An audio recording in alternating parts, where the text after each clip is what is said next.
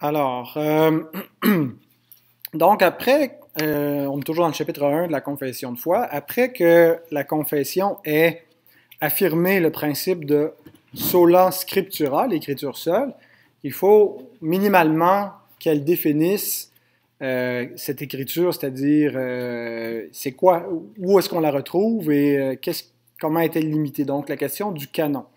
Et donc dans le deuxième paragraphe, elle affirme positivement l'identité de l'écriture en définissant positivement le canon. Il dit l'écriture sainte ou la parole de Dieu écrite comprend tous les livres de l'Ancien et du Nouveau Testament, lesquels sont les suivants. Et donc elle nous énumère Genèse, Lévitique, Genèse, Exode, Lévitique, et ensuite tous les livres du Nouveau Testament, donc 66 livres en tout.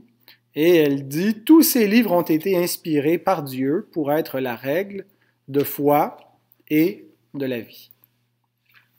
Donc, elle est d'abord définie de manière positive, mais ensuite, au paragraphe 3, les théologiens ont cru bon d'ajouter, de la définir négativement, donc c'est-à-dire de dire ce qu'elle n'est pas. Les livres généralement appelés apocryphes, on les appelle apocrypha, donc le mot grec veut dire les livres cachés, donc l'Église catholique romaine les appelle les livres deutérocanoniques parce qu'ils sont comme d'un deuxième canon, d'un deuxième ordre, ne faisaient pas partie du canon juif, on va voir dans un instant. Mais donc les livres généralement appelés apocryphes ne sont pas d'inspiration divine. Par conséquent, ils ne font pas partie du canon ou de la règle de l'Écriture et de ce fait n'ont aucune autorité dans l'Église de Dieu et ne doivent pas être estimés ou utilisés différemment d'autres écrits humains. Donc, le canon protestant est distinct du canon catholique romain. L'Église catholique romaine utilise les livres apocryphes. En fait, son canon est encore plus large. Ben, si on parle du canon biblique, là, il est déjà plus large que celui des protestants, mais si on parle de l'ensemble de ce qui est canonique chez les catholiques, ça dépasse largement les Écritures. C'est l'Église, en fait, qui est canonique. C'est l'Église qui a l'autorité pour affirmer la règle de foi dans la conception catholique romaine. Mais donc, les livres apocryphes, quels sont-ils? Ce sont des livres qui ont été écrits dans la période qu'on appelle intertestamentaire, entre le dernier livre de la Bible, Malachie, et le premier livre du Nouveau Testament, Matthieu. Ce n'est pas nécessairement le premier qui a été écrit là, dans l'histoire, mais le premier qu'on retrouve en tout cas dans le canon biblique. Donc, c'est la période qu'on appelle le 400 ans de silence, où il n'y a pas eu de prophète, mais il y a eu quand même des écrits chez les Juifs, des écrits historiques, des écrits parfois similaires dans leur style aux écrits des prophètes de l'Ancien Testament. Mais d'une part, ces écrits n'étaient pas en hébreu, étaient en grec, et n'ont pas été reconnus parmi le peuple juif comme étant d'inspiration divine. On les mettait dans une catégorie apocryphe, cachée, à côté de, et ne faisaient pas partie donc du canon pour différentes raisons. Et le Nouveau Testament reconnaît le canon juif. Avant donc d'aller un peu plus loin là, dans cette question-là, il y a aussi le paragraphe 4 qu'il faudrait lire, qui est très important, qui nous dit « L'autorité de l'Écriture sainte, en raison de laquelle elle doit être crue, ne dépend pas du témoignage d'un homme ou d'une Église, mais dépend entièrement de Dieu, son auteur, lui qui est la vérité elle-même. Elle doit donc être reçue parce qu'elle est la parole de Dieu. » Donc, l'autorité de l'Écriture sainte, c'est la raison pour laquelle on doit la croire. Pourquoi est-ce que la Bible doit être crue? Parce qu'elle a autorité. Elle a autorité parce qu'elle est la parole de Dieu. Qui atteste cette Écriture? Qui déclare cette Écriture comme étant parole de Dieu, comme étant vraie? Dans la conception catholique romaine, c'est l'Église elle-même qui a le pouvoir de reconnaître les Écritures. Et c'est donc l'Église qui a défini le canon. Si vous discutez avec un théologien catholique romain, il va vous expliquer que le canon des Écritures, c'est l'Église. Ils vont dire, ben, c'est Dieu qui a dirigé l'Église, mais c'est l'Église qui l'a identifié. Tandis que dans la conception réformée, c'est l'Écriture qui s'est authentifiée elle-même. Et donc, on voit cela dans l'Écriture. Par exemple, en fait, notre compréhension du canon et de l'inspiration de l'Ancien et du Nouveau Testament et de quels livres sont inspirés se fait sur des critères internes à la parole de Dieu. C'est-à-dire que l'Ancien Testament va, d'une certaine façon, attend le Nouveau, parce que l'Ancien Testament annonce beaucoup de choses, fait des promesses, et si on termine juste avec l'Ancien Testament, il manque quelque chose, il manque l'accomplissement. D'ailleurs, le peuple juif attend l'accomplissement. Les Juifs qui ne croient pas en Christ attendent toujours leur Messie, attendent toujours l'accomplissement des promesses de Dieu. Et donc, l'Ancien suggère qu'il y a encore quelque chose à venir et que la révélation n'est pas terminée. Et donc, c'est le Nouveau qui lui correspond, qui nous montre comment, en fait, il y a une relation organique entre les deux. Ce que Dieu a commencé, si l'Ancien est inspiré, on s'attend à ce que ce qui a commencé va se continuer, qu'il doit y avoir une révélation qui lui correspond. Maintenant, est-ce que ce n'est pas un raisonnement circulaire de dire l'Écriture est inspirée parce que l'Écriture dit qu'elle est inspirée? C'est l'Écriture qui s'auto-confirme. Si on se limitait juste à ce raisonnement-là, on dirait oui, c'est circulaire d'une certaine façon. De toute façon, tous les raisonnements sont circulaires. Les rationalistes aboutissent au rationalisme par la raison. Donc, c'est la raison qui détermine que c'est la raison qui est suprême. Les empiristes, c'est par expérience qui détermine que c'est l'expérience qui est suprême. Donc, c'est toujours circulaire. Mais est-ce qu'on a de bonnes raisons d'accepter la circularité de l'Écriture, que l'Écriture se confirme elle-même? Et est-ce qu'on a de bonnes raisons de croire que ce qu'elle affirme est vrai lorsqu'elle dit être la parole de Dieu? Bien, pour plusieurs raisons, oui. Quand on considère, entre autres, le phénomène prophétique, les prophéties qui sont annoncées dans l'Ancien Testament, qui concernent Jésus-Christ, qui arrivent avec une précision. On dit comment David a-t-il pu parler de la crucifixion alors qu'il n'a jamais vu de crucifixion, qu'il n'a jamais été témoin, qu'il écrit dans le psaume 22, à propos du Messie, il parle à la première personne du singulier, « Mon Dieu, pourquoi m'as-tu abandonné ?» Donc les paroles du Christ en croix. Et un peu plus loin, on voit dans le psaume, il dit « Ils ont percé mes mains, mes pieds, ils tirent au sort ma tunique, se partagent mes vêtements. » Et donc, ça fait partie de certains passages, mais le Christ est révélé partout dans toutes les Écritures, de sorte que ça dépasse l'intelligence d'un homme. Il faut expliquer Ésaïe 53, il faut expliquer plusieurs passages des Écritures. Si on dit ça ne vient pas de Dieu, mais ça vient des hommes. Et donc, le phénomène prophétique est un indice qui nous montre que lorsque l'Écriture affirme qu'elle est de Dieu, ben, on faudrait peut-être bien l'écouter parce que c'est Dieu qui parle. Preuve en est qu'il y a des choses qui ont été annoncées longtemps d'avance qui ne pouvaient pas être annoncées par l'homme. Donc, c'est une des raisons, donc les prophéties. Et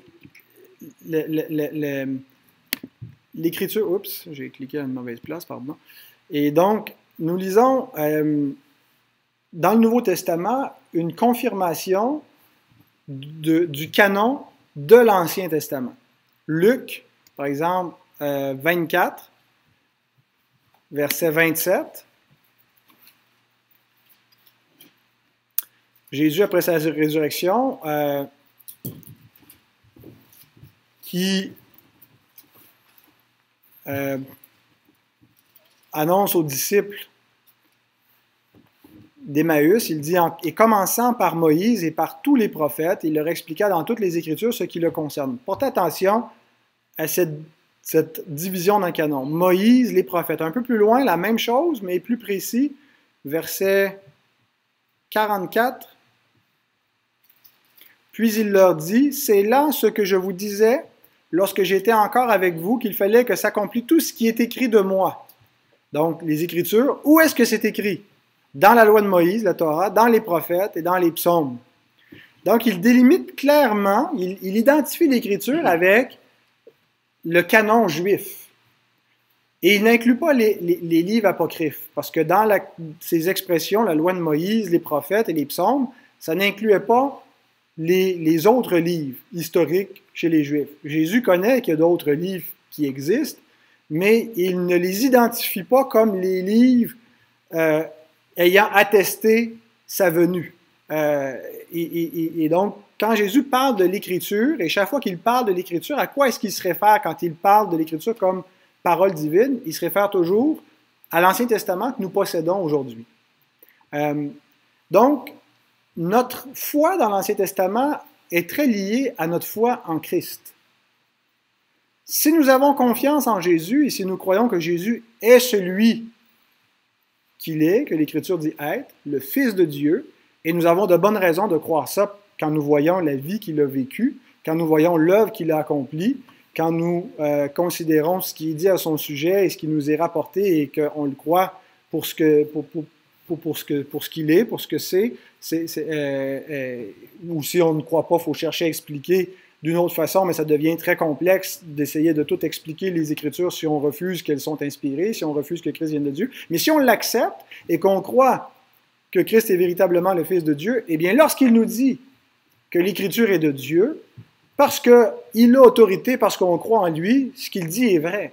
Et donc, c'est lui aussi qui est la parole qui nous atteste ce qu'est l'Écriture. Donc, notre foi dans l'Écriture vient de où? Vient pas des hommes, vient de notre foi dans le Christ, qui nous dit ces choses, et le Christ confirme ce que l'Écriture dit, et l'Écriture nous annonce que le Christ est. Donc, l'autodétermination des Écritures, on retrouve à l'intérieur même. C'est l'Écriture qui se définit elle-même. Dans le Nouveau Testament est attesté le canon de l'Ancien Testament. Jésus rend témoignage à ce canon. Nous avons foi dans le Christ parce que nous voyons ce qui est écrit de lui avant sa venue et ça s'accomplit à sa venue. Nous croyons qu'il est véritablement le Fils de Dieu et il nous atteste les Écritures. Maintenant, le Nouveau Testament, Jésus mandate des apôtres de parler en son nom. Et lui dit, je vous donne les clés du royaume. Ce que vous allez lier sur la terre sera lié dans le ciel. Ce que vous allez délier sur la terre va être délié dans le ciel. Il dit, je vais vous envoyer, parce que ça serait risqué de mettre une telle autorité dans les mains de simples pécheurs, mais il leur accorde une promesse supplémentaire pour exercer cet office prophétique. Le Saint-Esprit qui va vous conduire dans toute la vérité. Et je le disais dans un autre enseignement, parfois on prend ces promesses-là comme s'appliquant à tous les croyants. Il y a un sens, d'une certaine façon, où nous aussi, on est habité par l'Esprit et on est conduit dans la vérité, mais pas de manière infaillible comme l'ont été les apôtres. Puis c'est pas qu'ils étaient infaillibles dans tout ce qu'ils pensaient, dans tout ce qu'ils disaient, qu'ils étaient inspirés constamment, mais dans leur mission très précise d'établir l'Église et d'établir l'enseignement apostolique.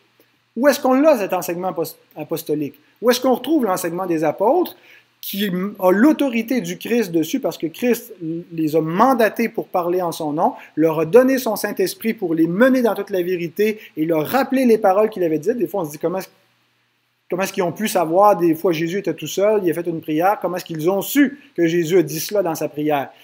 L'Esprit va vous rappeler, va vous conduire, va vous faire connaître tout ce que vous devez savoir. Et donc, notre foi dans la parole apostolique repose encore une fois sur notre foi dans ce que Jésus est, dans ce que Jésus a dit, dans ce que Jésus a promis à ses apôtres.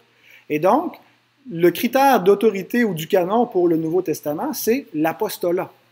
Un livre, pour être reconnu, c'est vrai que l'Église, au cours de son histoire, a reconnu, a identifié le canon, mais il s'est identifié tout seul de sorte que c'est pas l'Église qui à un moment donné dit « Bon, maintenant, on va faire le tri, on va déterminer quels seront les livres. » Il y avait déjà des livres qui étaient reconnus au sein de l'Église sans que personne... c'est la main invisible de Dieu qui a providentiellement amené son Église, comme avait amené le peuple juif, à avoir un canon, puis a amené l'Église à avoir un canon du Nouveau Testament qui a été rajouté au canon de l'Ancien Testament pour former toute l'Écriture, une seule Écriture.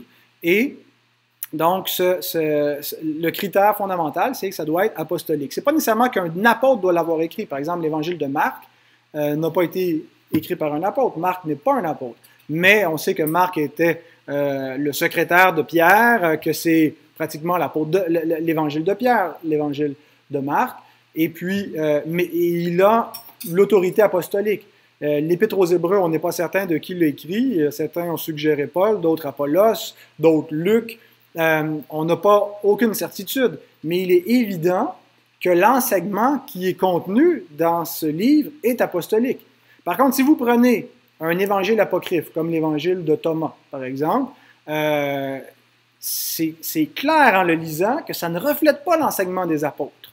Il y a des éléments qui sont vrais dans l'évangile de Thomas, mais quand on lit cela, c'est pas Thomas, c'est pas l'apôtre Thomas qui l'a écrit, c'est un pseudonyme, ça a été emprunté, le nom de Thomas, pour donner à ce livre-là une autorité, mais c'est un livre qui vient de la tradition gnostique, et donc qui reflète une théologie gnostique, qui est une théologie niaiseuse, pour rimer avec gnostique.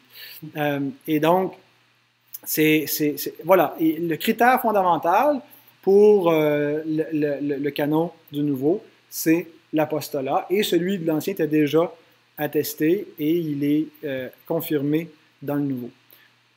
L'Écriture elle-même, on lit par exemple dans 1 Thessaloniciens 2,13, la confession a une erreur dans la note de renvoi, ça dit 2 Thessaloniciens 2,13, mais c'est 1 Thessaloniciens 2,13 si vous voulez le modifier là, au paragraphe 3, je crois, paragraphe 4.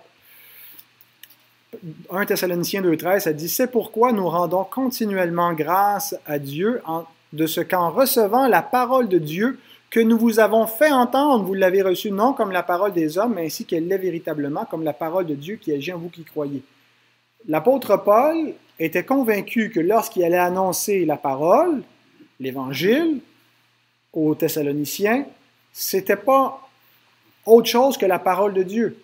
Il avait une conscience que le ministère apostolique portait l'autorité divine, que lorsqu'il parlait au nom de Dieu. On a exactement aussi une confirmation à l'intérieur du Nouveau Testament qui confirme que le Nouveau Testament est l'Écriture et fait partie du canon là, de l'Ancien Testament et qui doit être ajouté à l'intérieur du même livre. Par exemple, dans 2 Pierre, chapitre 3, verset 16, où c'est Pierre qui parle d'un autre auteur du Nouveau Testament. Il dit, à propos de Paul, on peut lire un petit peu avant parce que sinon c'est assez abrupt, commencer au verset 16, là, mais il dit, « Croyez, au verset 15, que la patience de notre Seigneur est votre salut, comme notre bien-aimé frère Paul vous l'a aussi écrit selon la sagesse qui lui a été donnée.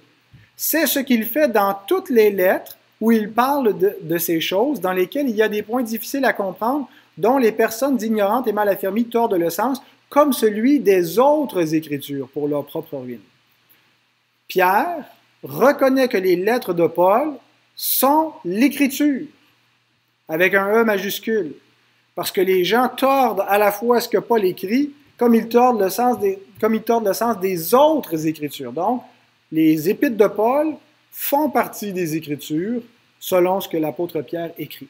Et on sait que très tôt, en fait, dès l'Église primitive, pendant la période apostolique, il y avait déjà des collections des écrits des apôtres. Paul dit, cette lettre que vous avez reçue, faites-la lire aussi à une autre Église. Et donc, on recopiait les lettres des apôtres et on les collectionnait, on les réunissait.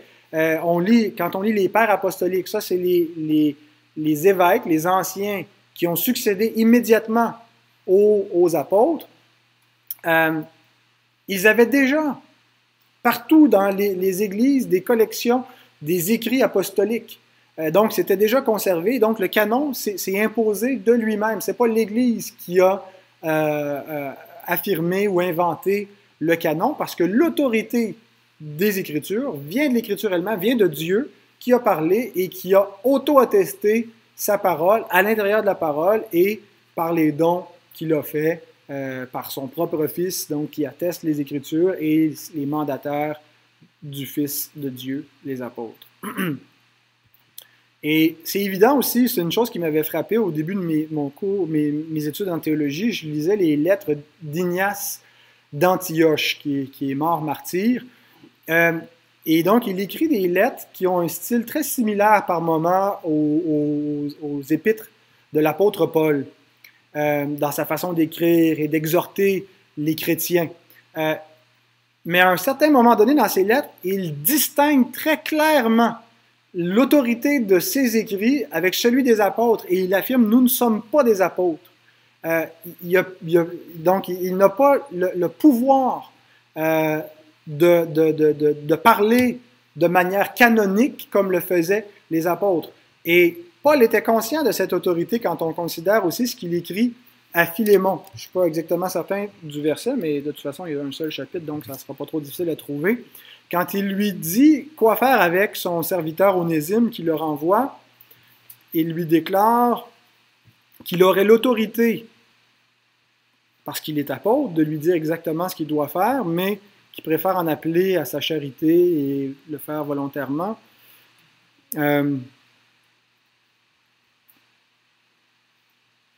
Je suis dans Philippiens.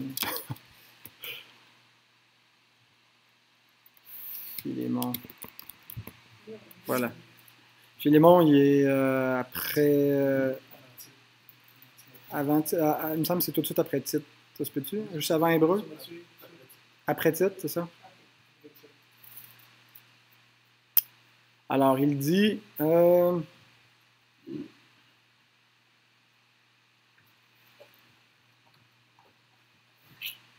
Bon.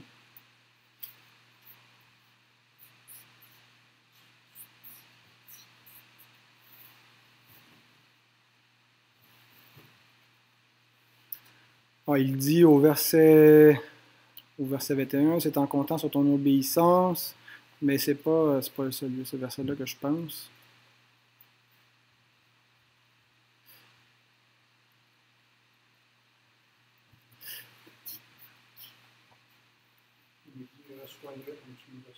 Ouais, mais il lui affirme qu'il aurait l'autorité.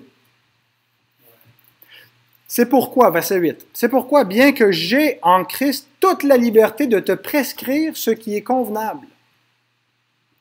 Qu'est-ce qu'il veut dire par là? J'ai l'autorité en Christ, j'ai la liberté de te commander ce que tu dois faire, parce qu'il est un apôtre. Et donc, il peut écrire au nom de Dieu, au nom du Seigneur. C'est de préférence au nom de la charité que je t'adresse une prière. Donc, il ne va pas utiliser son autorité apostolique, mais donc le point, c'est que Paul était conscient. Et les autres apôtres étaient conscients que c'était pas juste quand ils écrivaient des lettres qui ne voulaient rien dire, qu'ils avaient l'autorité de Dieu pour parler. Dans leur office apostolique, c'est pas à chaque fois qu'ils exprimaient un désir et qu'ils étaient toujours infaillibles dans tout ce qu'ils pensaient, ils demeuraient des pécheurs. Mais lorsqu'ils écrivaient, parce que le Christ a fait une promesse, qu'il les utiliserait pour fonder son Église, et à plein d'endroits, Paul l'écrit, par exemple dans Éphésiens chapitre 2, verset 20. Il dit, vous avez été édifiés sur le fondement des apôtres et des prophètes. Jésus-Christ lui-même étant la pierre angulaire. Donc, le fondement de l'Église, c'est les apôtres et les prophètes. L'Église est fondée, autrement dit, sur l'Écriture sainte, sur la parole apostolique et la parole prophétique qu'on retrouve dans l'Ancien Testament. Et donc, Paul avait conscience que son ministère était plus qu'un simple ministère qui a l'onction de Dieu, comme un prédicateur peut avoir l'onction de Dieu. C'est un ministère qui avait l'inspiration divine au sens fort, par lequel Dieu soufflait. Et donc, voilà. Et si on relit, donc une fois que le canon est bien délimité, la confession ajoute en disant « L'autorité de l'Écriture sainte, en raison de laquelle elle doit être crue, ne dépend pas du témoignage d'un homme ou d'une Église, mais dépend entièrement de Dieu, son auteur, lui qui est la vérité elle-même. Elle doit donc être reçue parce qu'elle est la parole de Dieu. » Donc, une parole qui s'auto-confirme, qui n'a pas besoin d'être prouvée, bien qu'à mesure qu'on la lit, elle s'atteste à notre esprit, elle nous convainc et elle se prouve elle-même, mais elle ne dépend pas du témoignage des hommes. Ce n'est pas l'Église qui lui donne son autorité parce que l'Église catholique romaine challengeait, défiait un peu cette doctrine du sola scriptura en disant vous vous reposez sur l'Écriture, mais c'est l'Église qui a attesté l'Écriture. Et donc, la réponse, c'est non, c'est pas l'Église qui donne à l'Écriture son autorité. On ne met pas l'Église au-dessus de la parole, mais on met la parole au-dessus de l'Église. Et donc, dans la conception catholique, c'est que la norme, le canon, c'est l'Église elle-même qui a le pouvoir d'ajouter. Le canon est ouvert. Mais dans la conception réformée, non, le canon est fermé, c'est l'Écriture et c'est l'Écriture seule qui doit guider l'Église. L'Église n'a pas la liberté de changer les choses, de dire une chose, de dire quelques siècles plus tard autre chose, d'ajouter, de parler ex cathedra. On ne retrouve pas dans l'Écriture ce pouvoir-là apostolique qui se transmet. C'est une autorité qui a été donnée une fois pour toutes pour amener la révélation à sa phase finale et elle est complète. On n'a pas besoin d'y ajouter quoi que ce soit. Avez-vous des questions?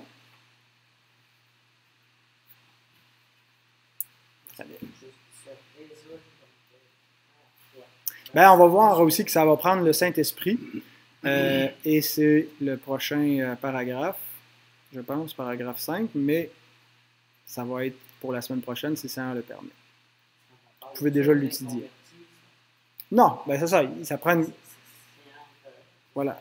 L'Écriture elle-même s'auto-confirme, elle est inspirée, mais pour le voir, pour le reconnaître, il faut le témoignage de l'Esprit. Mais même si on n'a pas le témoignage de l'Esprit, ça ne change rien. L'Écriture ne devient pas vraie une fois qu'on la perçoit comme vraie. On la percevait fausse avant d'être converti parce qu'on était aveugle. Mais maintenant, on voit le changement est jamais dans l'Écriture. Le changement est de notre côté. Mais l'Écriture a toujours été inspirée, elle va toujours demeurer inspirée, elle est irréductiblement parole de Dieu, éternellement parole de Dieu. Rien ne peut la vaincre, la réduire à rien. Amen.